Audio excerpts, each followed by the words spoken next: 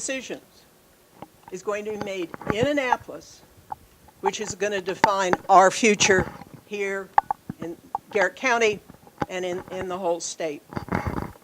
Other decisions are being made locally as well in this process as we march toward the end of the moratorium, October 2017. The goal of our effort here is to show you the film as a way to inform you about the history of the fracking debate and the current issues, and to meet some of our local cast of characters. We also want to involve you as you respond to the panelists that we're bringing forward this morning. We've asked them to address the question, what next? Mike gives us the history. It brings us up to date. What next? We've got 10 months or less. Unfortunately, between now and then, there's no legally binding referendum we can vote in to let the people in Maryland in the legislature know what our opinion is on the issue. There's no independent poll where we could be polled to see how the residents in Garrett County feel about the issue. There's no election coming up where you could vote for a candidate based on whether they are for or against fracking. Late property owners don't have a voting voice on anything anyway. So, and then on top of that, we all know in Garrett County that we live in an area known as almost Maryland. We're so far off from what goes on in Annapolis. So many of the people there have never been there, don't know the area, or maybe they came once for a vacation at Deep Creek Lake. As was referred to a couple times in the movie, they want to protect the water that flows into the bay, but who cares about the rest of the water that flows into the Youghiogheny? That they don't know us, and we are not a priority to them. So without ways of communicating, you as citizens, we're going to have to find other ways, other avenues to express our voice, our opinions, and to get involved. And this isn't going to be easy, but frankly, I don't think we have a choice. We have 10 months. Our panelists are going to share their views and hopefully energize you. And if their work doesn't fit to mobilize you, go out and create something on your own. Create your own path. But don't just sit there. Do something. In terms of housekeeping, we want you to show respect to everybody who speaks today. Open conversation and dialogue is essential to this process. We are all in this together, as Commissioner Edwards said. We've asked panelists to limit themselves to 3 minutes. We have 7 panelists, after which we will have question and answered. Just logistics-wise, I think that's going to work out the best. I believe at the end of the day that you're going to feel like I'm going to feel, which it isn't enough of a conversation. We've had to cut it too short. Hopefully the sponsors will find other ways to have other gatherings. We need to continue this conversation. We are begging for money. The ticket you paid went to cover Garrett 8 Cinema that Ellen and Joan in the back are passing through with baskets. We ask you to make whatever contribution you can. If you haven't signed up, we ask that you do sign up. Linda will be passing out a clipboard. We will be sharing the list with all of the sponsoring organizations.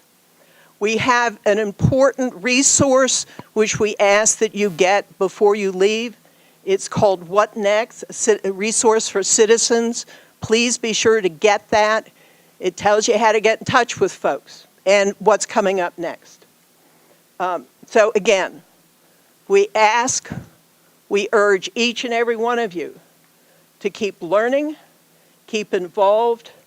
We've got to shape our future together. Thank you very much. And Nadine, if you'll just introduce yourself. Thank you. Hi, everybody. Thanks, Barbara. Thank you for putting this event together today. My name's Nadine Grabania, and I'm here representing the organization Citizen Shale. I'm also a business owner in Garrett County, and I served for 2.5 years on the Garrett County Shale Gas Advisory Committee 2.0, not on the current advisory committee, but on the one that was under the former group of commissioners. Just an introduction about Citizen Shale, and we've got a table outside. I hope you will all visit it before taking off today. Citizen Shale has been active on this issue from 2010, when we first realized that there were permits being sought in Garrett County to drill for shale gas. There were permits over by Frostburg near Piney Reservoir, and there were a series of 4 permits being sought in the upper northwest corner of Garrett County, north of Friendsville. We banded together, and I'm a founding member of this org with several other people who are in this room. And we worked with Delegate Heather Mazier to get the O'Malley, the de facto moratorium under the O'Malley administration. Our work led to that. We've worked with DEMIC activists. We've done legislative panels in all the other legislative efforts, worked closely with lots of legislators, and we're instrumental in getting the moratorium that we have from 2015, such as it is, in place, because it seemed that was the only protection we could achieve. This year, we are very honored and energized to be working as part of the steering committee of the Don't Frack Maryland Coalition. That's over 100 orgs who have signed on to work for a ban in the legislative session in 2017. And we are also very honored to be working with a ban sponsor for this who has already come forward. Senator Bobby Zirkin, who was working on the presumptive liability bill in the film, has already come forward, I think, because we can only go up. The awareness about the harms of fracking is growing, and it doesn't go backwards. We don't really meet converts to fracking and say, gee, I think this is a good idea. I didn't know anything about it. People learn about this, and the more you educate yourself, people will go only in the direction that we are going and understand that this is harmful. We have no way to consent to this process when it's showing up in our backyards and in our communities. So we're so pleased to be working with the coalition, and we've got some other folks here with us today who will tell you about that. Just a quick thing, and Barbara, can you cut me off if I hit 3, because I don't have a timer with me. But there's never been a piece of good legislation passed that at one point did not seem impossible. And it's very discouraging to see the depiction of Senator Joan Carter Conway, the committee chair in EHE, in front of whom we'll have to bring any legislation to stop fracking in the future. But we have an action that you can take today, a very simple one, to target not so much Senator Conway, but Senator Conway's boss, who is Senate President Mike Miller. He rules the roost, and he also has some sway over committee chairs. So please, we're sending postcards from Deep Creek and Garrett County today. When you leave, if you'd please visit Citizen Shale's table out there, look at our literature, sign up for information from us. We would love for you to just have a minute. We will mail it for you. You don't even have to, if you don't have time to address it, it's going to be handwritten. We just want to send this to Senate President Mike Miller so that he understands the groundswell that's happening in our communities about fracking. And it's time for me to step off and let a lot of other folks who are working on this on. But Citizen Shale currently is the only Western Maryland org committed to winning a ban on fracking in 2017, and we think that there are lots of others who are coming along with us. And please, we invite you, remember the scale that Clinton designed? Please step on the left side of that scale, because the more of us who step on that side and come with us on this march in 2017, the better. That's how we're going to win this. Thank you so much for your interest in this. And this is Annie Bristow. It's coming up next. Hi, I'm Ann Bristow. Can you hear me back there? Talk right into this. I'll try to be louder. I served on Governor O'Malley's Marcellus Shale Safe Drilling Initiative and talk into the top. Hey, that works. I've been asked to give you an update on the science. I want you to know that science is robust when different researchers from different places use same or different methods with different populations under varying conditions. And when that is done, and when the results all point in the same direction, that's when scientists have confidence drawing conclusions. And here are those conclusions, because we now do have enough research where, and multiple researchers in multiple areas of this country and around the world on fracking's health effects to be able to draw some of those conclusions. Respiratory ailments are the most well-documented health harms. We also have increased rates in Pennsylvania of neurologic and cardiovascular hospitalizations. We're seeing skin and mucous membrane irritation, most notably in gas workers with burns and rashes, but also seeing nosebleeds and rashes in children. And when I say nosebleeds in children, I'm talking about nosebleeds that parents aren't able to stop, where they have to call emergency services and have their children transported to a hospital, and that's where those nosebleeds are stopped. We're seeing earthquakes, not light and noise pollution, vibrations from drilling, traffic, problems with waste disposal, accelerated climate forcing. Natural gas is a potent greenhouse gas. It may rival or exceed coal and oil over the life cycle of gas. So we're focusing on fracking as drilling, but from the point of taking that out of the ground to the end use in consumers, and an end use that's getting a lot more attention right now is turning liquid hydrocarbons into chemical fertilizers and plastics. You may have read that a cracker plant was just approved outside of Pennsylvania, outside of Pittsburgh. Accelerated premature births and higher risk pregnancies have received a lot of attention. Johns Hopkins has released a recent study on that. So imagine knowing all this about these health effects and these dangers in terms of safety, and imagine you're pregnant, or imagine your daughter's pregnant, or your sister, or your wife. What would you advise them to do?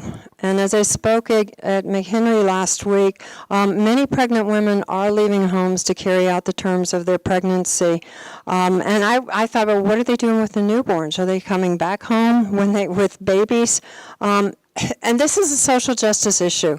Who can afford to move away for their pregnancies, or who can afford to move away forever?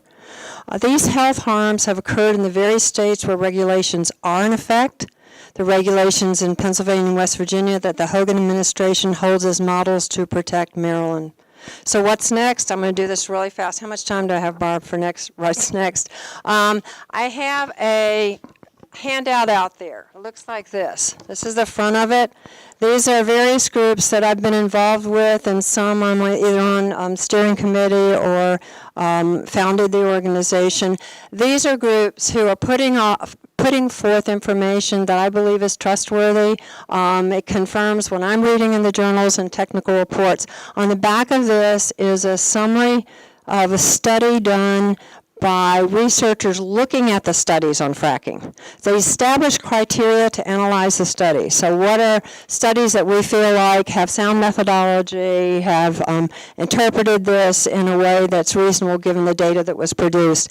And this shows what the harms are to health, to water quality and air quality. So there are 200 of these out there. Please take one. Gives websites for further ways that you can get information. If you are a health professional in this audience, we will be doing a health sign-on letter as we did for the moratorium, and my email address is also on here. And you can contact me because we really would like to have a separate sign-up for health professionals. The other thing that you can be working on, I think others will speak to this as well, are local bans. I think that Don is going to be speaking to that. That is very important. That is one of the things that was effective in New York. So I think the health voice is what gets people moving to want to look at doing local bans. I know I'm out of time, so who is next? Thank you. My name is Barbara Beeler. I'm with Friends of Deep Creek Lake, and I had all of this analysis of talking about that in this process that no one's talking about the economic impacts. They're talking about it in the movie, and Commissioner Edwards talked about it repeatedly, and I appreciate that. sincerely. That is very helpful that he is aware there are costs and there are benefits, there are risks. But what we have is a question. We asked 4 years ago for the governor's commission to please give us an economic analysis of what's going to happen if fracking comes to Garrett County. We don't have an answer yet. And it's obvious the state's not going to take that on as a task. So what's happened is that the county has had to, by default, pick up that. The county commissioners earlier this year launched a study to look at the potential impacts on tourism, second home, real estate, and outdoor recreation. So it's narrow, but it's a study. The problem is they hired somebody to develop a scope of work for the study, and that is under discussion by the Shale Gas Advisory Group, which is a county group. They are still considering it. Then they have to recommend to the county commissioners, give them their recommendations, let's say to go forward with a full study. The commissioners then would have to decide whether to support that. And given tight budgets, ambivalence, as you saw from the county commissioners about how far they want to go on this, it's not even sure that they would do it, and there's a tight time frame. Can this study be done in time for the General Assembly session in January? Somebody's going to have to fast track it, somebody's going to have to fund it, and somebody's going to have to get it going really fast, like tomorrow. And we do really urge you, that's one of our next steps, is to work with us to remind the county commissioners this has to be in fast track, because if we don't have it, let's say by the end of September, which would be a miracle, but if we don't have it, it's not worth doing, because if the decision's going to be made in Annapolis in January, February, March, and they're going to make a decision without any consideration of the economic impact, that's not acceptable. And if that's where we get to, then we urge you to support the ban on fracking, at least till we know what the economic impacts are going to be to us as individuals, to our resort-based economy, to this county, and to the state. So that's where the economics are, and unfortunately, we're not very optimistic about the process. Steve? Next person is Steve Green.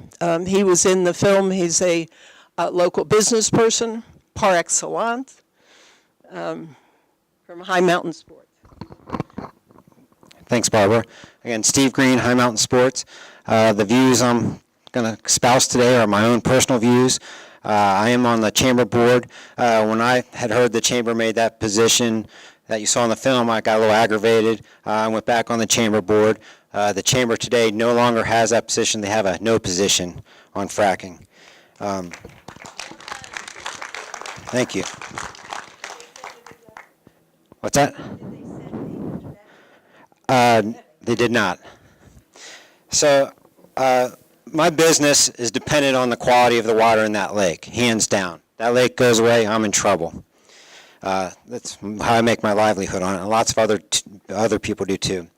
As you can tell, you've got experts here. Fracking is bad stuff. I'm not going to go into that because I think it's, if you've studied it and you've read about it, it's just bad. So one of the things, the commissioners are looking at a zoning change now to protect Deep Creek Lake from fracking.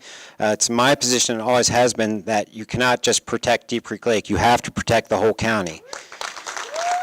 And if you look, I said in the movie, that if you look at Turkey Neck, right above Styling Church Road is where the watershed changes. So if you protect Deep Creek and not that other, you could have a well right up there, and all those effects are coming through. So there's a lot of things. If you look at who's been to Fairmont, West Virginia, or Washington County, PA during the boom, okay? I see a couple hands. And that's part of the problem in Annapolis, is people don't understand what this means. You go over there in the first year or two, there's trucks, and they said oil field services. And I go to myself, that's what they do in Texas. They don't do that here. This is West Virginia. And then it started to dawn on me, this was an oil field. And there are thousands of trucks, and really big trucks, and lots of trucks. And they don't stop at 5 o'clock. They're around the clock. Good for biking. Yes, as you may know, I bike a lot. It's not good for biking.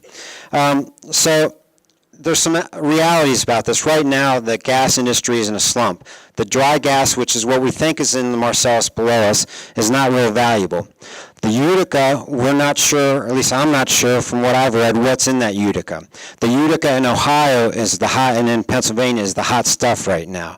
That's where they have some of the wet components, which are more valuable. So right now, if they were allowed to frack tomorrow, they may not come because it's not worth it. But things are changing. We started exporting gas out of the U.S. here in the last 4 months. So there's a lot of other countries. That's the nice thing about natural gas, is it burns clean. It comes out of the well, maybe not so clean, but it burns. So there's other countries in this world that are looking for that stuff. So that demand, at some point, that glut's going to go away, and that demand will go up. And then there's a question, well, what about that Utica? What's down there? How long will the technology be that they can get to it? So that creates an additional demand potentially down the road. So at some point, it might be feasible for them to come here in Garrett County and start looking around and sniffing around.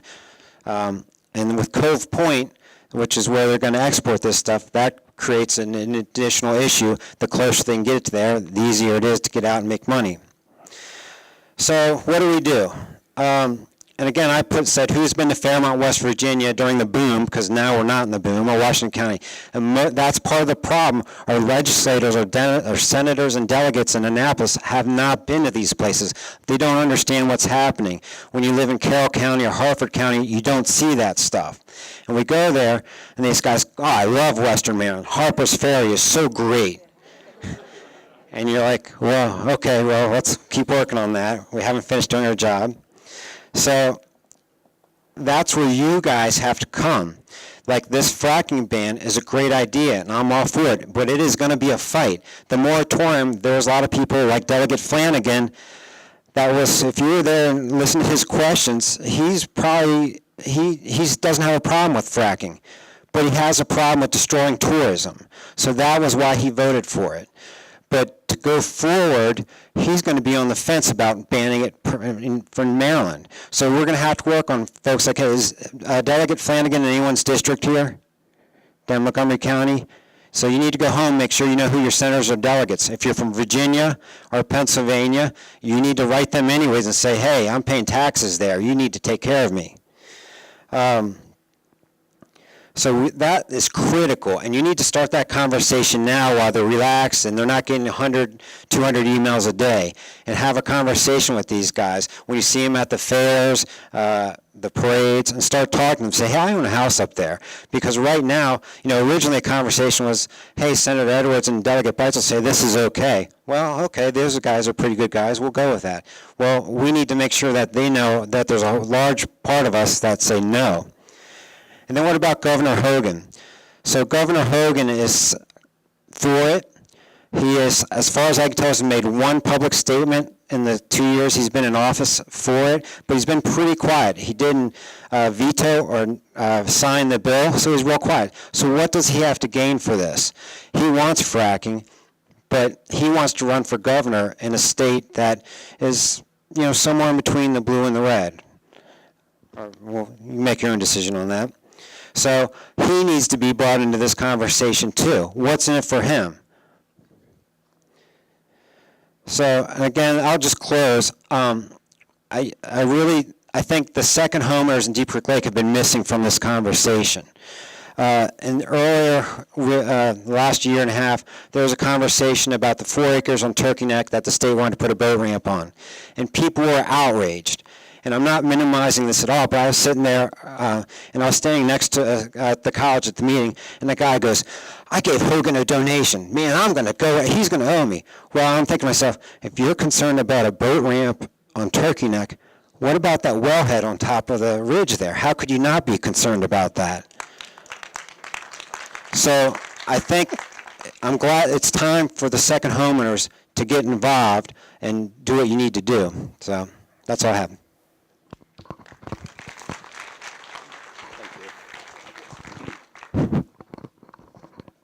Good morning. I hope you can hear me now. Yes, good. My name is Jim Stanton. I also only have one name, and that's Smokey. I'd like to thank you all for taking your time on this Saturday morning to come and watch the film and to hear the different perspectives, as well as to listen to some of the presentations. In my time, I'm only going to cover 4 things, so you do not need to pass a test at the end of this. What next? I'm looking at this from the perspective as chairman of the Youghiogheny River Watershed Association. Just to put this in perspective, when you think of Garrett County, think of it as being a triangle. Also think of it as 2/3 of that triangle are in the Youghiogheny River watershed. And then remember that the Deep Creek watershed is a subwatershed of that total watershed package. We, the YRWA, 6 years ago, took the position that there should be a moratorium placed on any kind of drilling until 7 things happened. I'm only going to talk about 2 of those today. The first is that we needed to have science. We needed to have baseline information about our water quality and air quality and a couple of other things. And secondly, that the moratorium should remain in place until we had good regulations. And I'm working my way toward what next. So think of the county, the triangle, 2/3 of it is the Youghiogheny watershed. The science piece of it. Please remember as you go about your business for the rest of the day that we're talking about 2 types of water. We're talking about surface water, we're talking about groundwater. And this is the part that I particularly find interesting for all kinds of reasons. When you think of those 2 kinds of water, about half of the water that goes through our watershed is what's called modern water, meaning it's less than 1 year old. It rains, it does all kinds of stuff. 50% of that water is 1 year or less old. The other 50% is from 1 to 50 years old. That's the groundwater. That's the water that we use for domestic purposes, to drink, take baths, do stuff like that. But it's also the same water that works its way back up to the surface to become surface water. When we think of fracking, we need to remember that what is apparent as a former elected official, if you fix the potholes, you're going to get the chance to fix the sewer line. People don't pay attention to what they can't see. One of my tasks today is to make sure that you understand that there's stuff under there that you can't see. And if we frack it, leave the residue, leave the contamination, it's not 5 or 6 months. It's not a point source of contamination. It's a contamination that takes 1 year to 50 years to work its way through that pipeline and to reappear. Not a simple political problem. It is a public policy and a political and a science problem. You have a responsibility to help protect that, not for the summer of 2016, but rather for 1 to 15, 25, 50 years out there. And then finally, my personal opinion is that we have passed the point where I believe that the state of Maryland or the county government will effectively regulate. I don't believe that anymore. Thank you. The issue papers that MDE just put out, there are 2 buzzwords in there that captured my attention. One is that the issue papers say we're going to move to a case-by-case decision-making. That is not meeting standards. That's just maybe the drilling company will tell us, we'll review it, and we'll make a case-by-case decision. That is not the way to look at a 1-year to 50-year planning horizon, just talking about the water. And then secondly, the other buzzword that they use in the issue papers, we don't want to be burdensome. That is not the way to regulate this. That is not the way to take care of us. And your job is to demand that we be taken care of by the state of Maryland. Thank you, and Don's up next.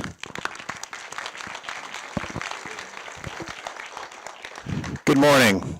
I'm Don Sinsel. I'm the editor of the Republican newspaper, but I'm here today wearing my hat as a member of the Mayor and Town Council of Mountain Lake Park. I say with great pride, 4 years ago, our Mayor and Town Council, and we are the largest municipality in Garrett County population-wise. Yes, we're bigger than Oakland.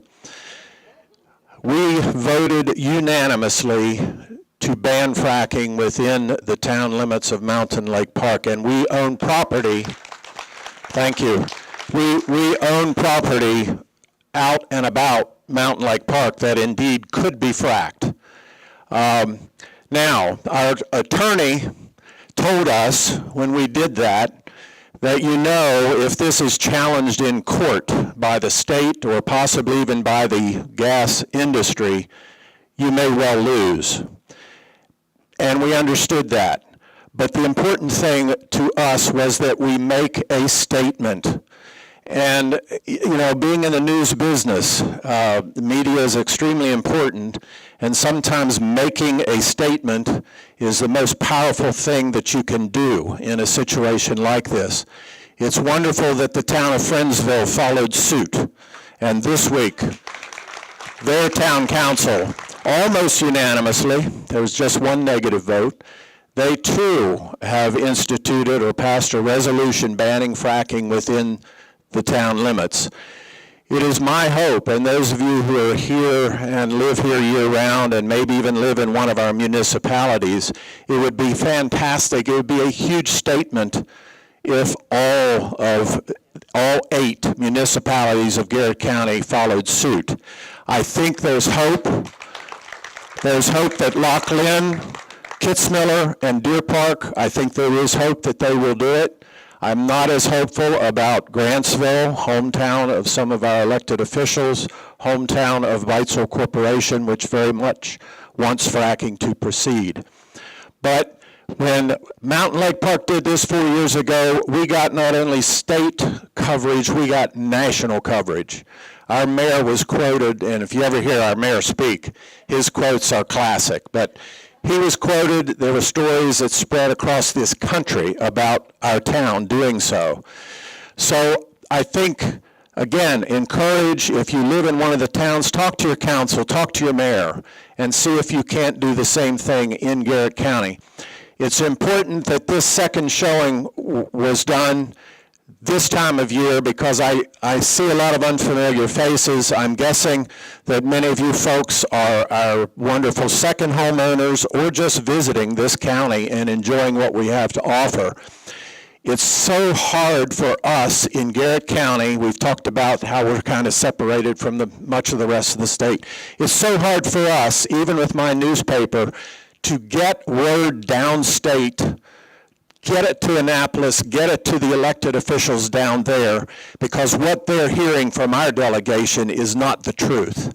And if you, where you live, can talk to your elected officials, tell them about things like this, tell them about the incredible and growing resistance and the desire for a ban on fracking, that's how you could help us up here, because we consider you part of our family when you come here, even if it's just a vacation, and certainly if you own a home here or regularly come here to rent a home. So please, anything you can do. A lot of you have connections, I know you do, and please use them downstate. But we want to try to get that message down there, and as Barbara has emphasized, the time is now. We don't have a lot of time. This is a no-brainer. It is a no-brainer. And I just looked yesterday, just out of curiosity, I looked up one energy company, and I looked up their financial contributions, and Ms. Carter Conway got a very good one from Consol Energy. So who are these people working for? Really, they should be working for us. And I can go into a lot of other donations to our local elected officials from similar companies, but that's another discussion. Pardon? That's kind of the plan, ma'am. She asked if it could be published in the paper, and sure it can. So, okay, next speaker is Brooke.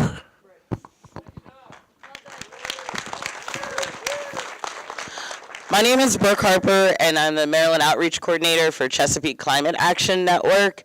And just like Don said, I'm going to echo a lot of the sentiments that he just issued out. We need to raise our voices. So as much as we can, if you are downstate like I am in Hagerstown, then reach out to your elected officials and make sure that they know that you need to carry these voices with you. We are working across the state for resolutions and bans. We just passed one last April on the last day of session in Prince George's County, Charles County, in a very surprising move because people were asking their county commissioners, are you going to ban fracking? They were redoing their comprehensive plan and their land use plan, and they're actually putting in a zoning ordinance to start to ban fracking there until they can deem it safe. And the most important thing that all of us can do is to start showing up. MDE just released their new proposals and regulations. We heard about how it was the gold standard.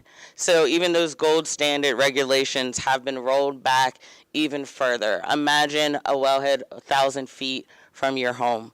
And that's what they're trying to say is an acceptable risk and is acceptable for your homes and your communities, and it's not. And we had hundreds of folks come out, and as I went to 2 out of 3 of the meetings, and I only heard one person that testified in favor of fracking. So we need to continue to raise our voices. If you want to work on a local ban or resolution, Chesapeake Climate Action Network has a step-by-step toolkit that you're able to download. You have lots of resources with Citizen Shale. If you want to sign up with CCAN, feel free to fill out a postcard, check you want to volunteer, and I'm happy to show you and kind of walk you through how we're going state by city by city, county by county, town by town, so that when we have session, when session starts in April, they'll know people from all over the state do not want to see fracking come to Maryland. So get active, get involved, keep raising your voices, write letters to the editor, talk to your friends and your neighbors, get calls into the offices,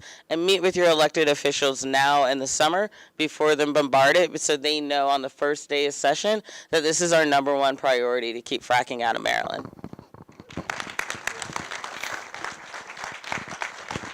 Okay, that's the end of our panel. If the panelists can come up for questions. If you have a question you'd like to address, why don't you come down and we'll have a mic here, form a line. The panelists will stand up here with me, Brooke, so we can do this quickly. Oh, come on, you've got to have a question. We had a question. Don, are you going to put it in the paper? Yes. Anybody, can you please come down? Come up with final line. We're doing video, so it would be. How's my hair? Okay, that's fine. Okay, just so that Jeremy can get your nice profile. This is Jeremy Murray, who's come to do the videography. He's a wonderful guy. Now he's going to go and help with the West Virginia relief from the horrible disaster on the flooding. So he's a good man in many ways. We're very fortunate to have him here. Well, okay. Thank you, Barbara. Is this one? Okay. Yeah, thank you, Barbara. And thank you, panel, for educating us. And particularly, I dragged one of my friends. It's the second homeowner here, and I think he was informed a lot about what's going on and what's been happening. Those of us that have been following the activities for several years have a pretty good feel for where we are, where we aren't. I want to thank you for asking the question, what's next? It's very important. A couple of clarifications. I am part of the Shale Gas Advisory Committee as a citizen observer. We are working hard to accelerate the timeline of that economic impact study because you raised very valid points. That has to happen, but we have to have the results before the legislature meets. Yeah. So Are you going to be able to do that and get it funded? we're going to try. Okay, We're gonna well- try. We got it partially funded. We'll at least get some of it done, but I don't know about the balance of it. It's whether we get a gold standard or a West Virginia standard. Yeah. The other thing I would encourage the panelists and all members of the audience is let's try to speak with a unified voice on this topic. I know we have passions on a whole bunch of areas here. I think the important thing now is to go forward and try to achieve the goal of a fracking ban. If at all possible, and make the voices known that that is our gold standard and what we want to try to achieve, as opposed to saying, well, give us 2 years, give us 3 years, or let's go try it. Because in the past, it's sometimes we've worked a little bit at cross purposes, everybody trying to do the right thing, but coming from different perspectives. So I think it's important we unify on a fracking ban. I'd like to ask Don, we had a Cornish Cafe conversation at lunch one day, and I know he's got some plans, maybe he already mentioned doing some research on where the money is flowing. The other thing we were trying to get our arms around would be a citizens poll that we could use as evidence. What are the citizens saying about fracking? Do we ban it or do we want it? Or are we somewhere in between? But at least ask that question. Do you support or do you not support fracking in Garrett County? And ask it of citizens and present that to our commissioners and to our delegate and senator to let them know that there are more voices than just the industry. So, Don, any comment? Well, there has been a lot of discussion about doing just that.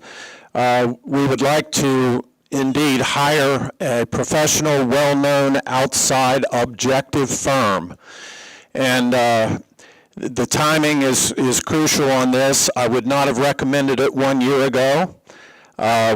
Today might not be so bad, but I'm thinking maybe by late summer, early fall, that kind of a poll be taken. One question. That's it, and just one question. Do you or do you not support fracking in Maryland?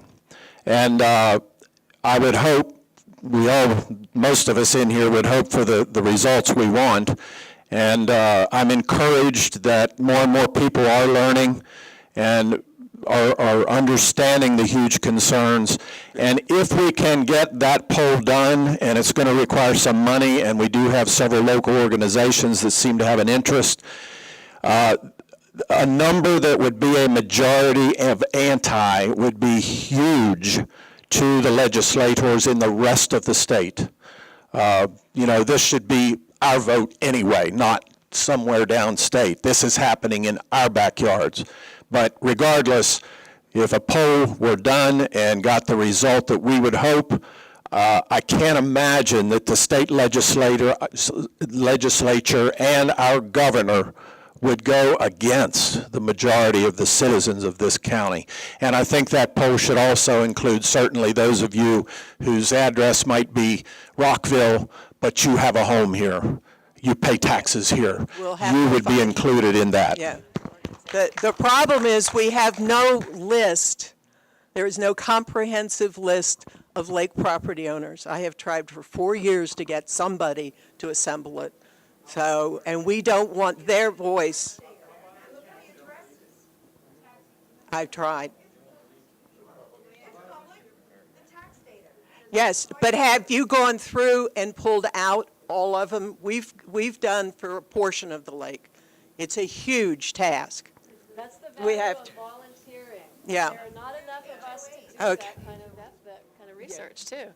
I mean, it does help when citizens come forward and get involved, and if you have a project that you think is worth doing and you're passionate about it, that's how they happen. It's from you. It's not just from a couple people in front of you here. It's from more people. Just an idea, perhaps local media could run something in the paper for several weeks prior to such a poll, and it would give you an email address simply to send your phone number. Send your phone number, Okay, and any that more might help. questions? Okay, can you come up so people can hear? There you go. Oh, okay. We purchased our home up here in 91, and we purchased our home in 91, and it's over 10 acres, but it has a gas line, pipeline running through it. Now, you were mentioning something about if concrete bursts or something. I don't know what that gas line, because it has a lease. It was leased long before we purchased it. So I don't know what that gas pipeline is made out of. But we do have our water tested regularly, and so far we haven't had any problems. So without that knowledge, I don't know. But the other thing that I wanted to know is, do you know where the largest concentration of shell rock here is in Oakland? The largest concentration of shell. With regard to the pipeline that you're probably talking about, Closer. that was the line, what, Don, in the 50s? That Well, there was, Yeah, and while there are concerns with pipelines that contain gas, when we talk about the danger of the pipes and the concrete and all that going away, we're talking more about the casings that go down through which all these poisonous chemicals mixed with water and sand are forced. That's the much bigger concern than a gas transportation pipeline under the ground. But of course, those of you who live here and see Pittsburgh television, you saw a horrible explosion of one of those pipelines just several months ago. But I think that line, who knows if it's safe? I would assume it probably is, but it's the casings and the chemicals, and those are the lines that are really can contaminate the groundwater, et cetera. There will be a public hearing probably in August on Spectra Energy's facility and accident, including discussion of the pipelines that go in and out of there because of the explosion in Pennsylvania. Not so far north of us, that's the same operator whose pipeline exploded above a natural gas storage field and involved one of the wellheads there, which is the same situation we have an accident. So look for publicity about that. It's not been scheduled by MDE yet, but there will be a hearing soon where hopefully you can ask those kind of questions about pipeline safety and what kinds of precautions have been taken locally for us. You want to say something about Lisa? Well, I can if that question comes up. But I just wanted to say, if we can help you with direct inquiries about your questions offline, but if you tell us where you live, we can help you understand what the infrastructure is that you're concerned about and what the risks are. okay. Yeah. Oh, here we go. This will be real quick. In direct answer to the question about where is it, if you think of the triangle, think of southern Garrett County, the Pleasant Valley area, and think of the Friendsville area. Those are the two hot spots in terms of Marcellus. But please remember that underneath that is the Utica. And the gas and oil industries are taking a long-term view of this. Once they punch through to get to the Marcellus, when the economics begin to say go for it, they'll want to go further down. That's one point. The second point, very, very quickly.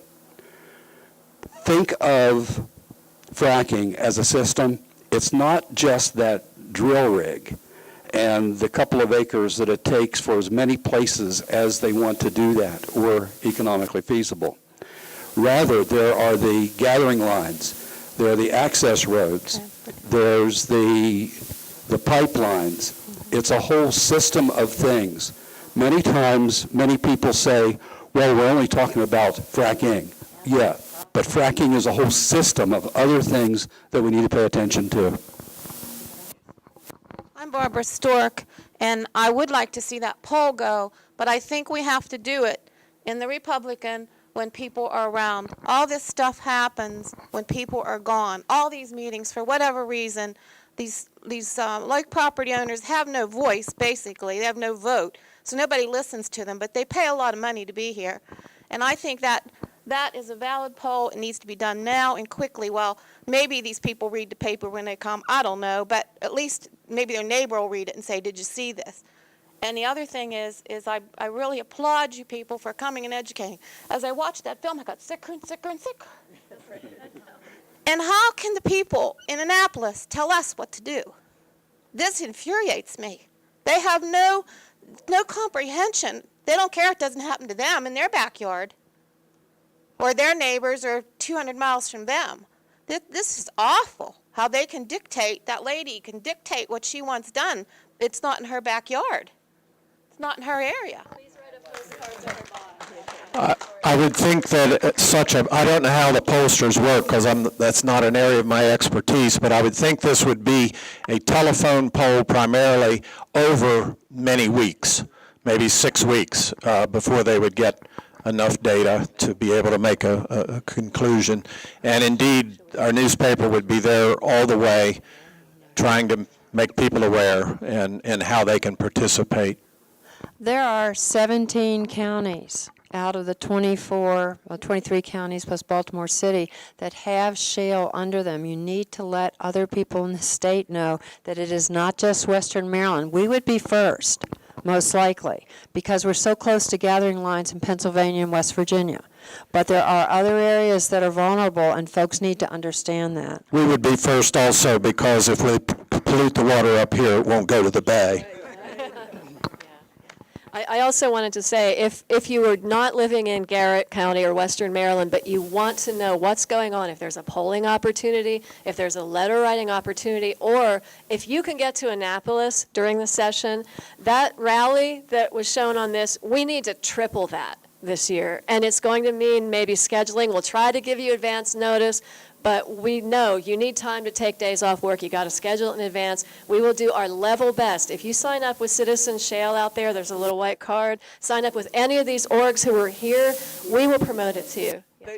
There is one sign-up sheet, and it will be shared with everybody. So if you signed in, you'll get to know this. Brooke, did you want to? Okay, we've got one more question, and then we pretty much have a hard stop here at 11. It's after 11. Yeah. Did I get my 2 minutes? Yes. Hi, I'm Mary Helen Spear, and I live here in Garrett County. I just want to know if you want to say anything about Tuesday night's meeting, about the. Hold it up a little. They can't hear you. Okay. I want to know if you want to say anything about Tuesday night's meeting at the college with the Garrett County Commissioners and the zoning of the watershed. Tuesday night meeting, this Tuesday night at Garrett College at 6 o'clock. The county commissioners will be considering whether to have a change in the current zoning ordinance for Deep Creek Lake.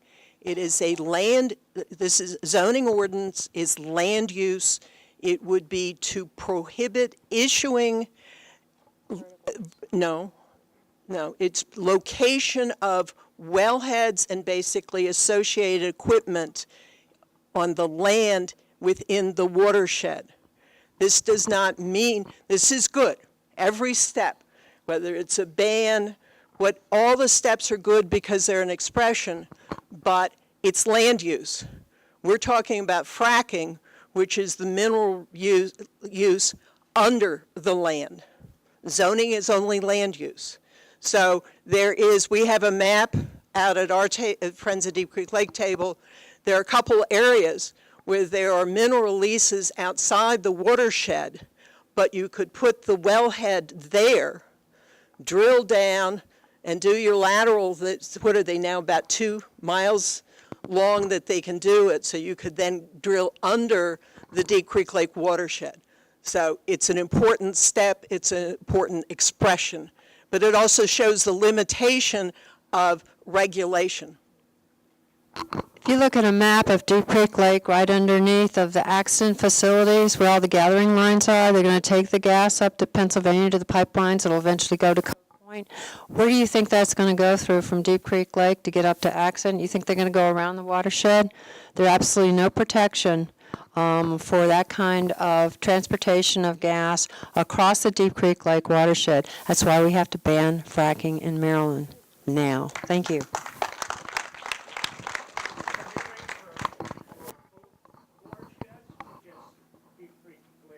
Mike, what are you? He's asking if the hearing is. Just The only zoning in the county is, it's just that because that's the only zoning in the county. Beside the municipalities. No, you can't do anywhere else because it isn't zoned.